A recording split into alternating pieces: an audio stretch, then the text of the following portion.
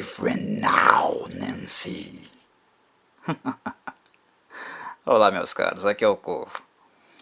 O filme A Nightmare on Elm Street, conhecido como A Hora do Pesadelo, no Brasil, foi a obra que deu maior notoriedade ao diretor Wes Craven, que não apenas dirigiu, mas também o escreveu. Ele foi, sem sombra de dúvidas, o pai de Freddy Krueger, e talvez esse vilão seja o melhor conceito que ele criou durante toda a sua carreira. No entanto, Wes já havia apresentado bons trabalhos antes mesmo de começar a trabalhar com a New Line Cinema, neste que seria uma das principais referências da primeira onda dos slasher movies dos anos 80.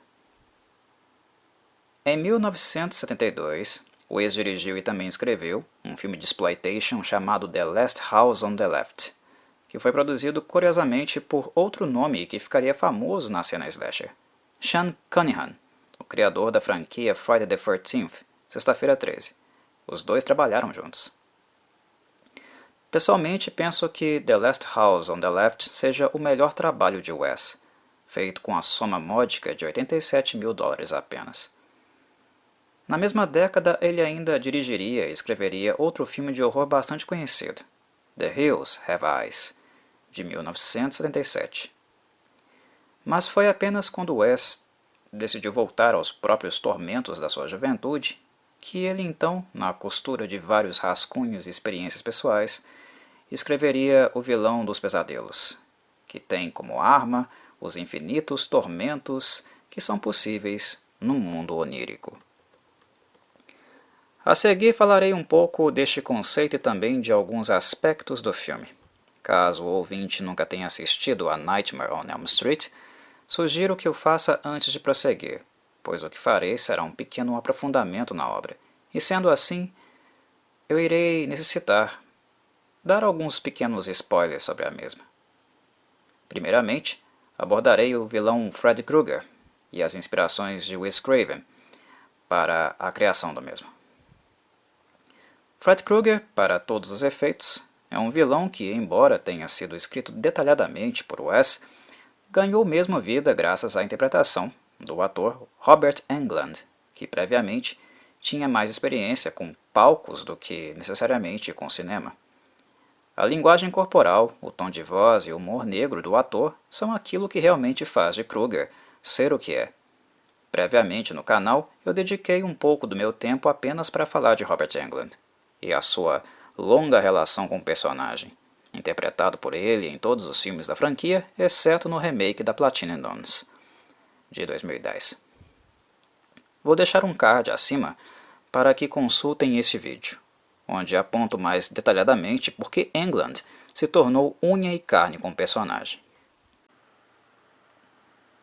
Wes acertou em cheio na escolha de quem faria tal papel. Entretanto, é necessário dizer que a primeira opção não havia sido Englund, e sim o talentosíssimo ator inglês David Warner, que não pôde aceitar o papel em virtude de conflitos de agenda. Tenho certeza que pelas qualidades cênicas que Warner possuía, ele teria entregado um Freddy Krueger muito interessante. Mas o destino quis que o papel caísse nas mãos de Englund, e isso foi algo muito fortuito, pois ele entrou de cabeça no personagem.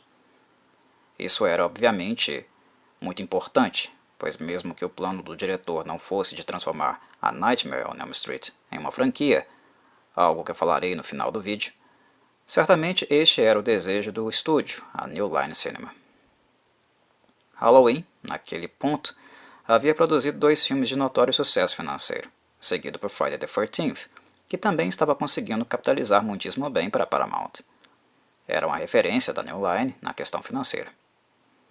A onda slasher, em 84, já estava em declínio e o estúdio tinha interesse em criar algo diferente dos vilões anteriores, para que assim estendesse um pouco mais a longevidade do gênero, conhecido por necessitar de muito pouco investimento e oferecer uma excelente arrecadação em bilheteria. Este filme inclusive manteve essa tendência. Gastou menos de $2 milhões e conseguiu arrecadar cerca de 57, o que manteria Freddy Krueger por mais tempo nos planos da New Line, para futuros lançamentos. Algo que não agradava muito o diretor, Wes Craven. Como em toda a franquia do gênero slasher, a maioria dos filmes são muito fracos por se importarem excessivamente, mais com o lado financeiro e menos com o conceitual, com a integridade dos filmes. Em A Nightmare on Elm Street, isso não seria diferente. Pessoalmente, eu avalio que apenas 2 filmes foram sólidos na franquia do Assassino da Luva de Lâminas.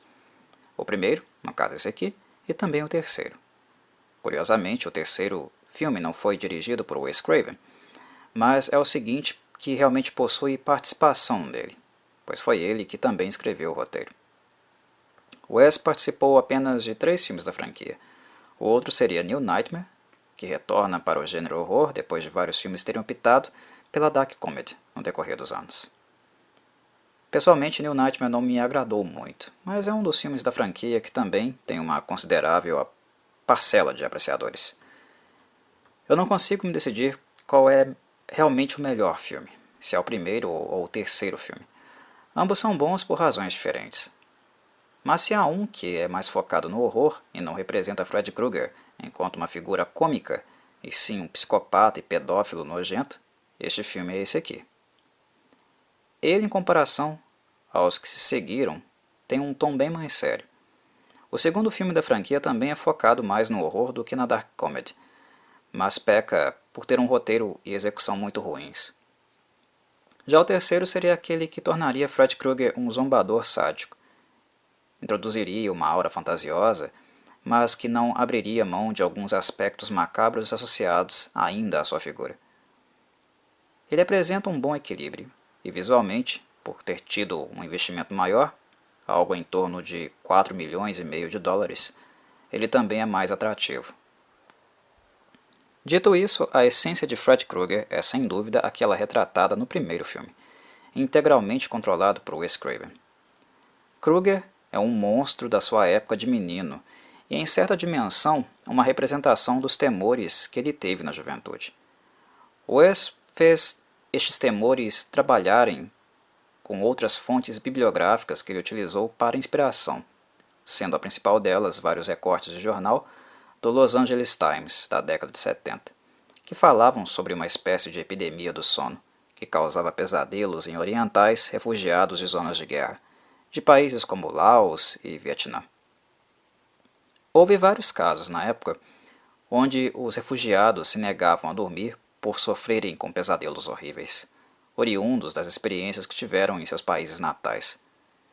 Claramente é observável aqui o quadro de síndrome pós-traumática, mas que na época foi romantizada pela mídia ao ser chamada de Síndrome da Morte Asiática, termo com evidente conotação xenofóbica, que, se tratando de americanos, não é nada surpreendente. Com este dado, Wes ressuscitou alguns rabiscos de Fred Krueger que lhe fizeram na juventude. Certo dia, enquanto ele observava o movimento da sua rua, ele viu um homem idoso que caminhava na calçada. Esse homem parou e encarou ele de uma forma muito estranha, e o jovem Wes ficou muito assustado.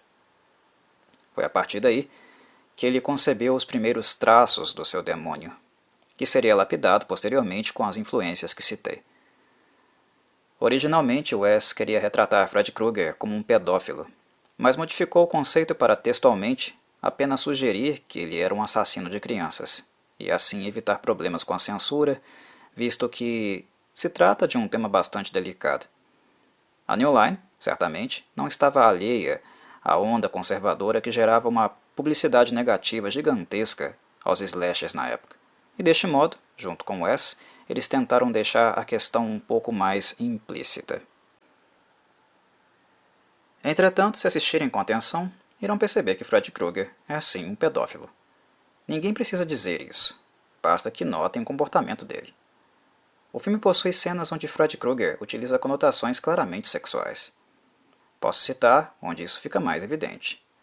Por exemplo, na cena onde Fred move a língua de maneira bastante asquerosa, dando a entender exatamente o que estão pensando.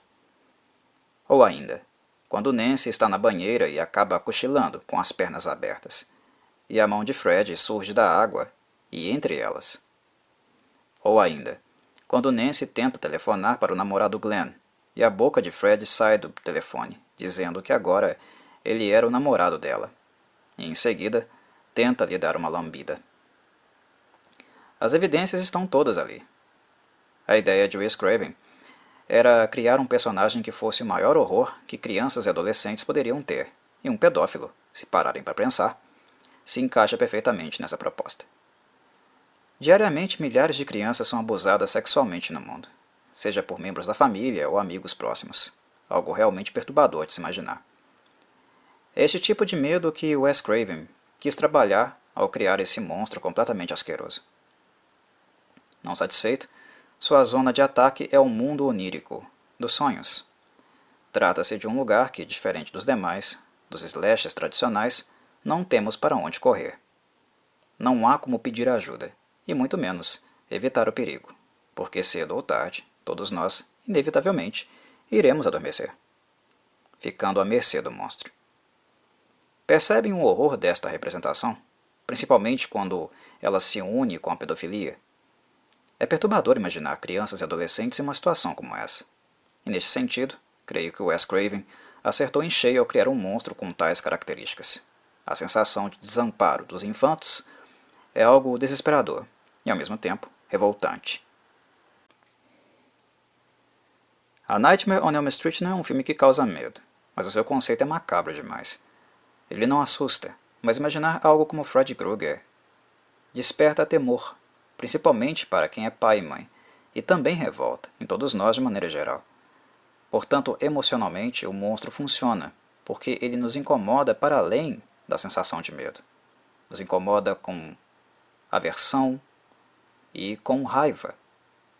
Nos revolta. E manter esta essência conceitual é algo necessário para fazer com que o personagem funcione da melhor forma possível, para que ele consiga exercer os aspectos mais sombrios da sua influência. Foi o que Wes Craven tentou fazer nesse filme. Ele dirige o ator Robert Englund para que ele fique no escuro na maior parte do tempo, que utilize bem as sombras e orienta o ator para falar com as vítimas sempre em forma de sussurro, para que elas não consigam identificar, nos sonhos, de onde a ameaça está vindo. Isso dá a Krueger uma sensação de onipresença. Outro aspecto importante é que, em momentos de raiva, Robert Englund fala pouco, mas sempre em tom ameaçador. Ele deixa sua voz mais grave e pronuncia as palavras de forma gutural. E, para finalizar, o traje do personagem é, obviamente, muito importante também. Como Michael Myers, Freddy Krueger precisaria ter elementos no seu design, que se tornassem suas marcas registradas. O chapéu fedora, a blusa de listras verdes e vermelhas e principalmente a luva feita artesanalmente, com navalhas, são atributos fundamentais em Krueger. Mas em termos artísticos, o que mais me agrada nele, para variar, é a maquiagem protética, feita para suas queimaduras. Antes de morrer, Krueger foi preso e, por falta de evidências, liberado logo em seguida pelas autoridades. Os pais das crianças vitimadas por ele, inconformados, decidem linchá-lo e acabam torrando o Krueger para valer, com querosene. Sendo assim, o corpo de Robert Englund precisaria ser coberto nas partes visíveis com uma camada de látex, onde seriam pintadas as queimaduras. É algo que leva horas para ser feito, mas cujo resultado final é bastante satisfatório. Creio que a representação das queimaduras de Freddy no primeiro filme sejam as minhas favoritas, porque com a iluminação que Wes Craven utiliza, sempre de tonalidade baixa, ela nos revela muito pouco na aparência dele. E quando revela algo, nos leva a acreditar que os ferimentos ainda estão úmidos, dando um ar muito grotesco a eles. As diferenças de tom na maquiagem é algo que também ficou melhor nesse filme do que nos filmes seguintes. Há tons vermelhos e negros, que transmitem a sensação da carne estar realmente queimada. Nos filmes seguintes, a qualidade da maquiagem cai justamente porque ela não explora tonalidades diferentes, fazendo assim com que tenhamos a impressão de uma camada de borracha e não de carne, propriamente dita. Como acréscimo, ainda tenho algo importante a dizer acerca da aparência de Krueger. Há quem diga que ele não usa máscara, mas, na verdade, isso não é 100% apurado. É uma colocação que só se aplica, no caso, no contexto do filme, porque mesmo não tendo uma máscara de rock como o Jason, ou uma máscara com a aparência de William Shatner como Michael Myers, o que o ator Robert Englund usa ainda é uma máscara de látex. Dentro do filme é carne queimada. Artisticamente falando, é máscara também. Em termos de cenário, creio que o mais relevante de ser comentado é certamente o quarto, onde as personagens Tina e Glenn foram mortos por Krueger. Sim, é o mesmo quarto, só que mobiliado de maneira diferente. A engenharia do cômodo foi construída para permitir que ele girasse. Ou seja, quando vemos Tina rolando no teto do quarto, na verdade ela estava no chão, mas o cômodo havia sido invertido pela engrenagem e os móveis estavam todos fixos no mesmo lugar. O que Wes Craven fez depois foi inverter a imagem na edição, e pronto, o efeito estava produzido. Já na morte de Glenn, quando ele é puxado para dentro da própria cama, com um televisor e até mesmo um aparelho de som, logo em seguida um jato gigantesco de sangue é lançado ao teto, como se fosse um geyser. A técnica utilizada foi a mesma e a força do jato nada mais é do que a força gravitacional. Foram usados mais de 500 galões de sangue falso para filmar aquela cena, e por essa razão ela ficou tão grotesca. Exceto por Robert Englund, eu não mencionei muito o restante do elenco por algumas razões. Uma delas, por ele ser pequeno, e outra, porque quem rouba a cena é de fato ele. Algo que aconteceria previsivelmente, mas isso não é um demérito para os demais. Eu creio que quem rivaliza com Robert aqui é a atriz Heather Langenkamp, que fez a Nancy. A Amanda Wise e o Nick Curry, que fazem Tina e Rob, não têm muito tempo de cena, visto que eles foram escalados em papéis secundários. Mas Heather Langenkamp, escolhida para ser a protagonista, Nancy Thompson, tem uma participação bastante sólida nesse filme. Ela participou da franquia nos filmes que o Craven dirigiu, porque tinha uma relação profissional muito boa com ele. E honestamente, Langenkamp foi a melhor atriz que antagonizou com Fred Krueger. Ela não é extremamente talentosa, mas ela se encaixa naquilo que Wes queria para o personagem. No primeiro filme como a adolescente Nancy, depois no terceiro filme como a Nancy adulta, ajudando outras crianças da Rua Elm, e finalmente interpretando ela mesma, como uma mãe tentando salvar o filho em New Nightmare. Por fim, Glenn Lantz. Curiosamente, o primeiro papel no cinema do então jovem e inexperiente Johnny Depp.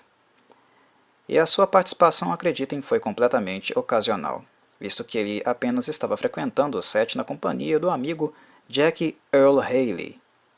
Isso mesmo, o ator que em 2010 interpretaria Fred Krueger no remake da Platinum Dunes. O papel de Glenn, originalmente, seria dado a Charlie Sheen, mas isso não foi possível por limitações orçamentárias. Sheen já ganhava bastante naquela época, e sendo assim, Wes Craven optou por montar um elenco de atores desconhecidos e ainda verdes em termos de atuação, para que eles parecessem ser realmente adolescentes. Em 1984, nenhum deles era, obviamente, adolescente, eles eram adultos. Heather Langenkamp já era uma jovem adulta de 20 anos de idade, um ano mais nova que Johnny Depp. Utilizar adolescentes em slashers era algo completamente impensável nos anos 80. A exceção foram filmes cujos idealizadores decidiram brincar com fogo e correr riscos desnecessários, com a grande mídia principalmente. A exemplo de Sleepaway Camp e The Burning, dois que tiveram adolescentes reais no elenco. Voltando ao elenco de A Nightmare on Elm Street, eu penso que John Saxon era o ator mais conhecido naquela ocasião e que merece, portanto, uma nota aqui. Ele ficou famoso nos Estados Unidos por causa do filme Enter the Dragon, Operação Dragão, que tem Bruce Lee como protagonista. E em 84, Saxon também não era, de maneira alguma, alguém inexperiente no horror, pois ele foi um policial, assim como ele é aqui, no excelente thriller canadense chamado Black Christmas, de 1974, e que também resenhei aqui no Cinecorvo, basta consultarem a playlist. No entanto, sua participação novamente é bastante discreta, visto que, embora seja o pai de Nancy, o enfoque do filme é inteiramente nos adolescentes. Falo um pouquinho agora da trilha sonora. A New Line Cinema aprendeu sobre a importância de um tema central identitário, com outros slashers de sucesso, e por sorte, contava com o excelente Charles Bernstein como compositor. O musicista foi bastante aberto e flexível com Wes Craven, ajudando o diretor a realizar a visão musical que ele tinha para o filme.